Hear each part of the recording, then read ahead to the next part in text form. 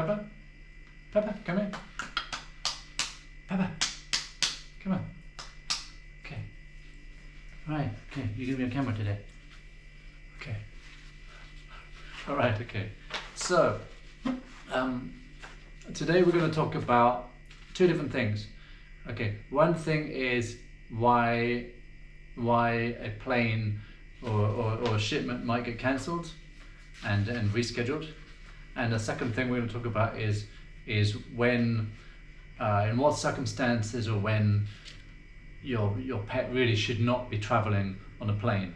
What circumstances is better not to fly. Okay, so two slightly broad areas, but both quite interesting.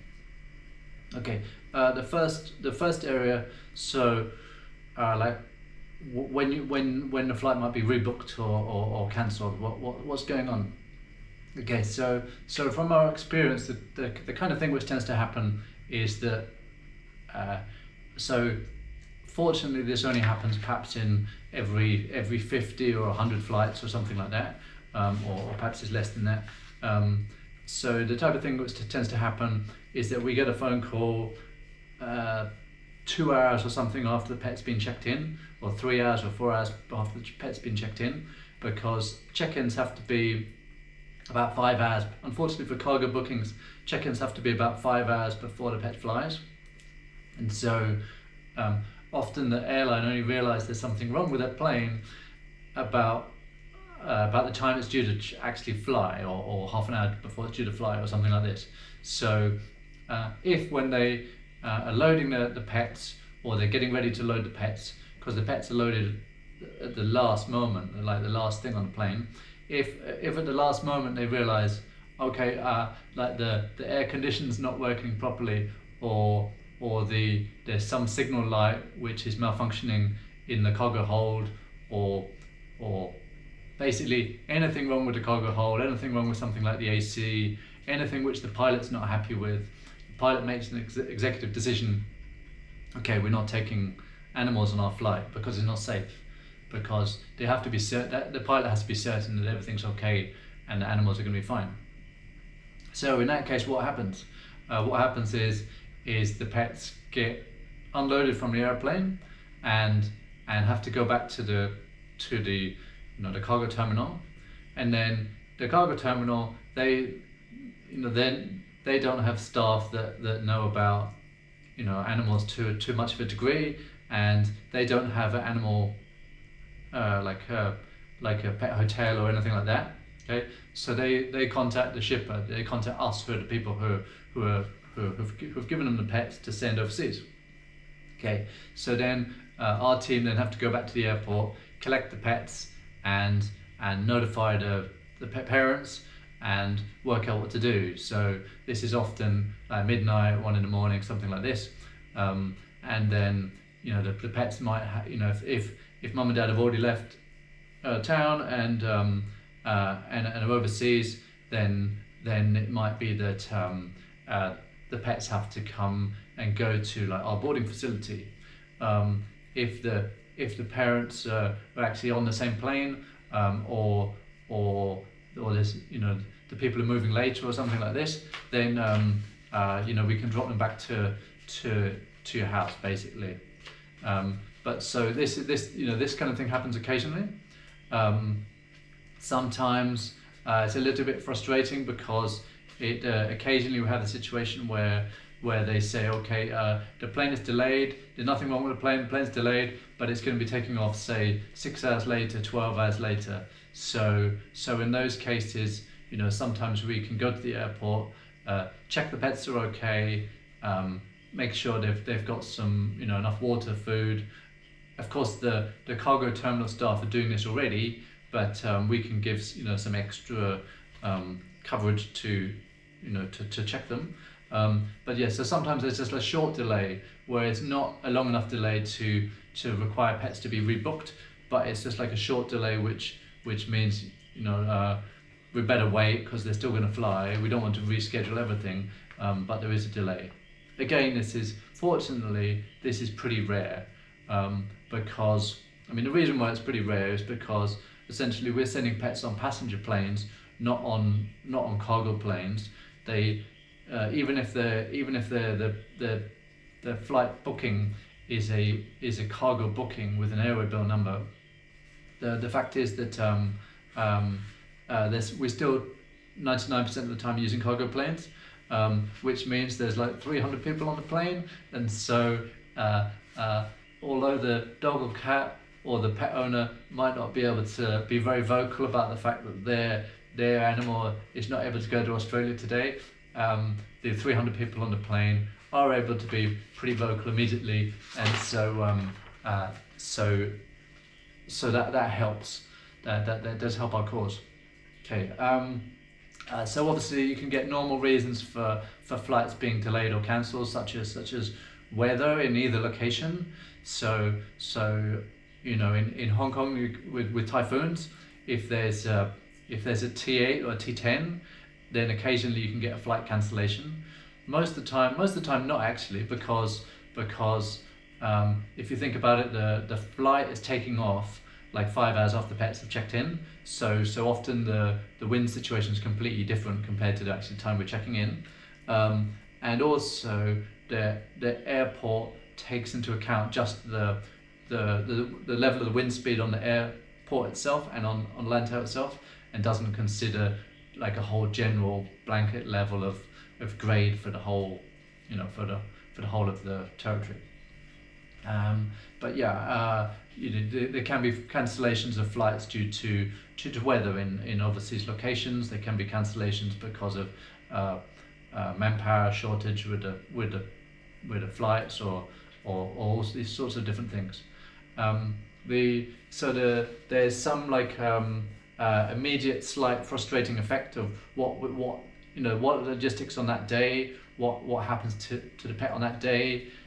Is there an extended period of time you have to stay in the travel crate?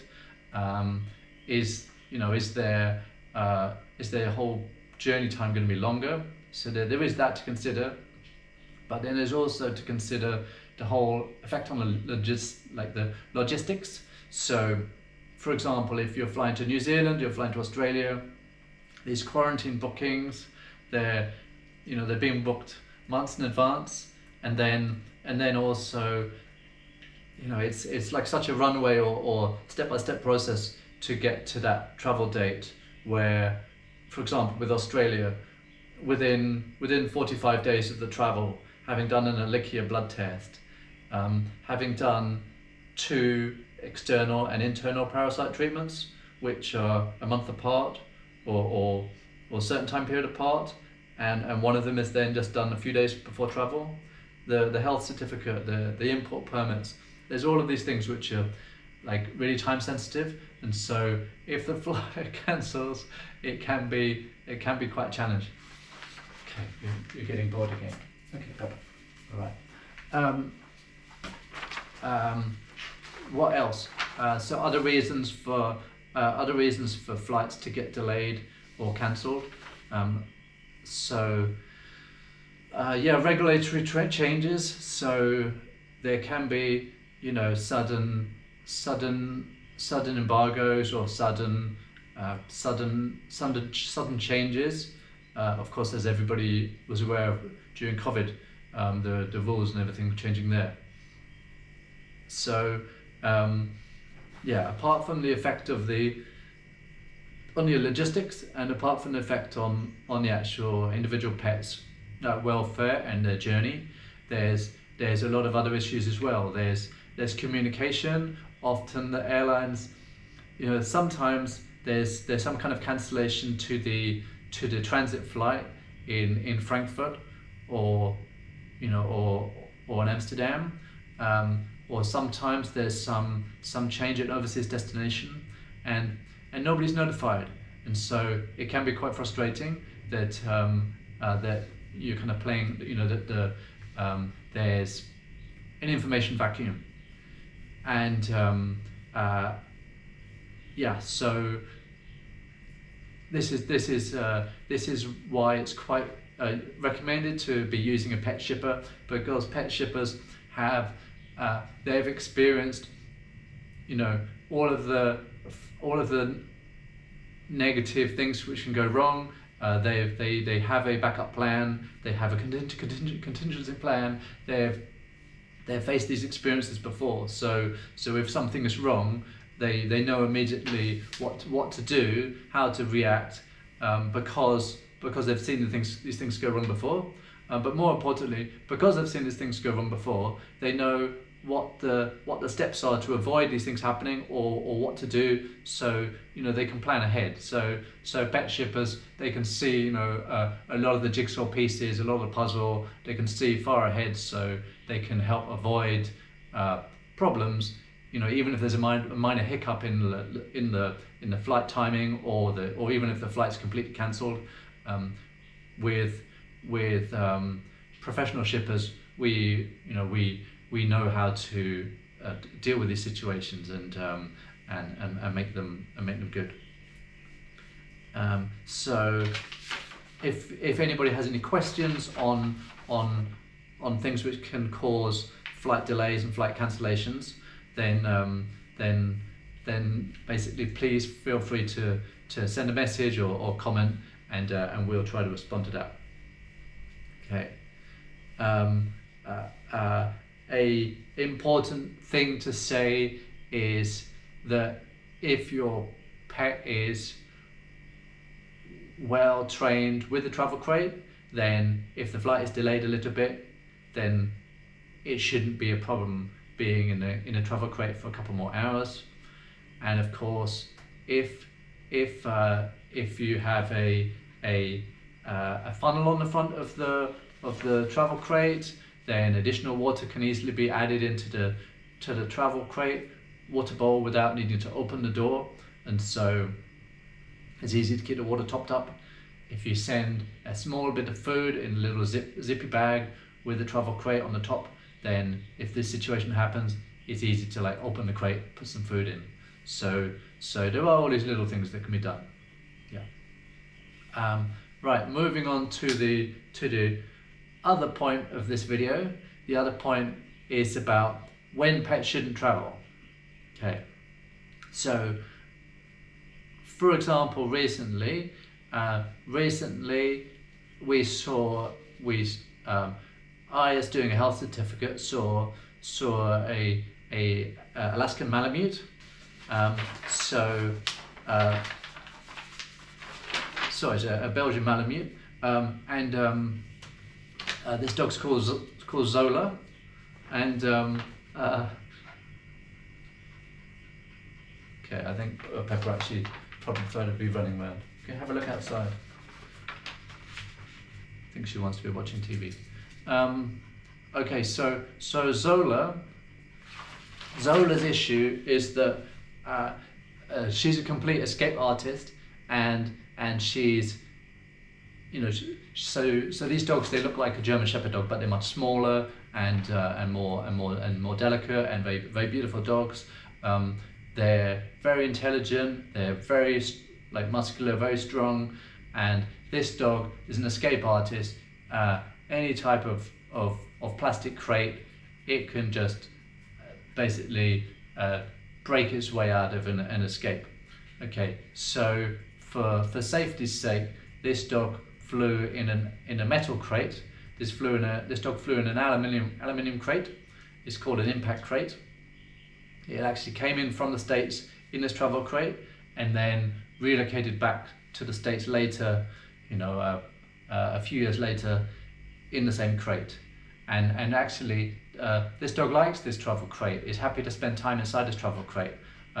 It's been crate trained to be in this travel crate. It likes it. You say her name, you throw some food in there, or you snap your fingers. She jumps in there and she wags her tail, and she looks perfectly comfortable and happy.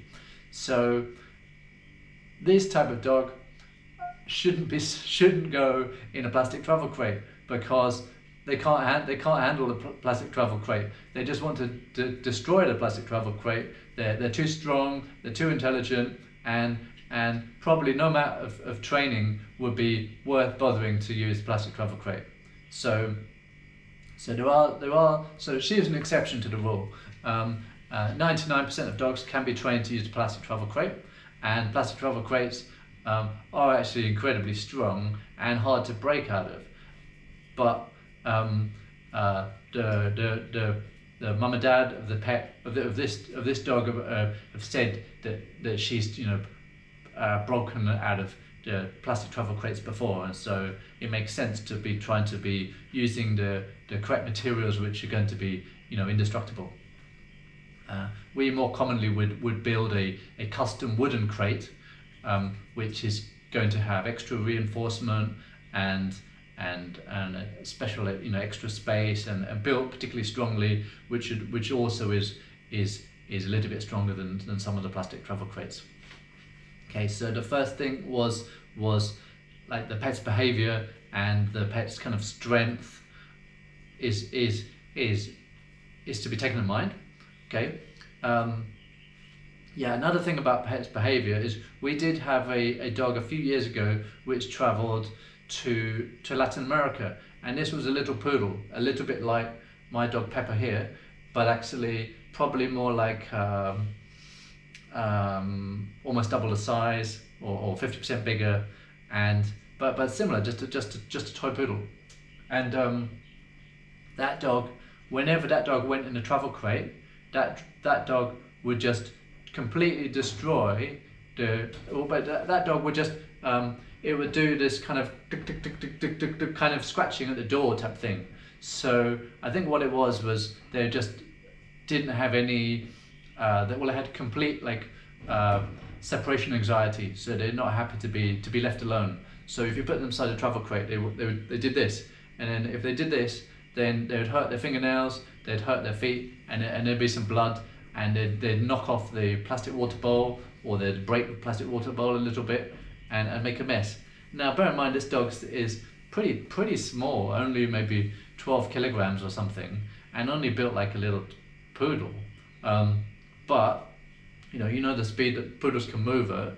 If you're moving your hands up and down like this, 10 times a second or whatever, and banging on the plastic or banging on the metal door, you can hurt your fingernails, and the airlines are not going to accept this. And so for this dog couldn't fly. This dog needed to have about 3 months of crate training and anti-anxiety medicine or behavioral medicine to make this dog calm enough that they would finally be able to travel.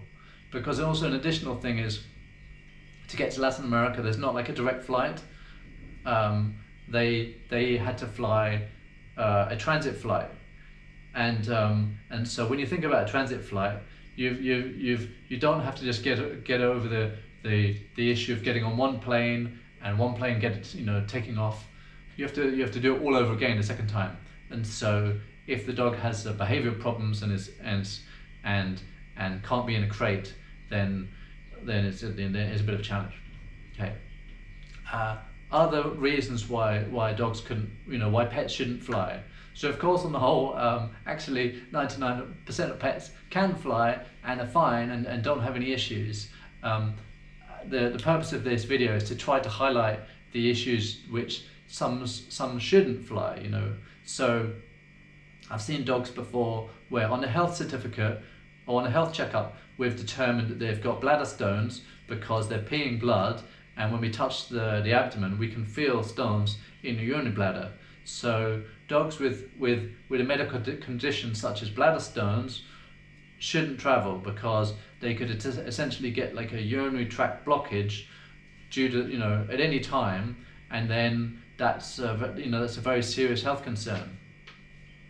We've had cats before where we've picked up that you have something like an abscess by the bottom, like an anal gland wound. And so while this doesn't seem incredibly serious, the airlines are not happy, and nobody's happy if there's a pet traveling which has an open wound. Even if it's only a few millimeters in size, the wounds need to be healing and looking normal and looking comfortable. The pet can't travel if there's something which is medically not stable. Other things are like very like pets with hypertension, so very high blood pressure. The blood pressure really needs to be stabilized before the pet can travel, and pets with very unstable heart disease, or pets with unstable seizures and epilepsy, really you should be talking to your veterinarian and doing more advanced diagnostics to find out what type of condition is this. Is this something which could be exacerbated by being on a flight, by the different air pressure at altitude, by the stresses of a plane, things like this. Age itself, I don't believe age itself is a big issue, and even many medical problems also are not a problem. We can give you advice on these, but certainly some advanced heart diseases, frequent epilepsy, seizures, we worry what's going to happen to these pets when they're unsupervised for a 12-hour period of time and nobody can check on them. The other one, of course, is the brachycephalic breeds, so the dogs and cats with very short noses. We would recommend there's a test done, the Boas test, which can see which pets are the ones which have which should not be traveling and which ones are okay. So many of them are okay. If, however, their airway is very compromised with very tiny nostrils and they're breathing with a lot of difficulties, if they ever actually their tongue goes blue or they're panting excessively when they're walking a few steps, some of these pets they're not suitable for travel, and so the Boas test can help determine which ones can and which ones can't travel. So we've talked through the health and age considerations, the behavior and stress factors, and also weather. So perhaps if the weather at the destination, if the plane is going to be arriving midday in the Philippines and your dog is an English bulldog, we don't recommend it. So your pet's flight, we need to be considering what are the actual logistics of the travel arrangement. What is the temperature going to be like at the other end? Have the documents been done for the other end correctly? Is there someone who's going to be collecting your pet? Who are they? Are they ready for this? So there's all of these factors which need to be considered when considering, should I be putting my pet on a plane? Okay, so and even has there been thought to these things like the flight delay? Is there a backup plan? So we always recommend having at least one backup plan for all eventualities. Okay, so I hope that's been helpful. So we've been trying to discuss which pets should not be traveling, or in what circumstance your pet should not travel, and we've been trying to be talking about airlines that could cancel and what would be the effect if your pet cancelled, if your airline cancelled. So I hope this talk's been a little bit useful, and if it has, then let us know, and feel free to send us some questions or comments and tell us what else you'd like us to be talking about. Thanks then. Bye for now.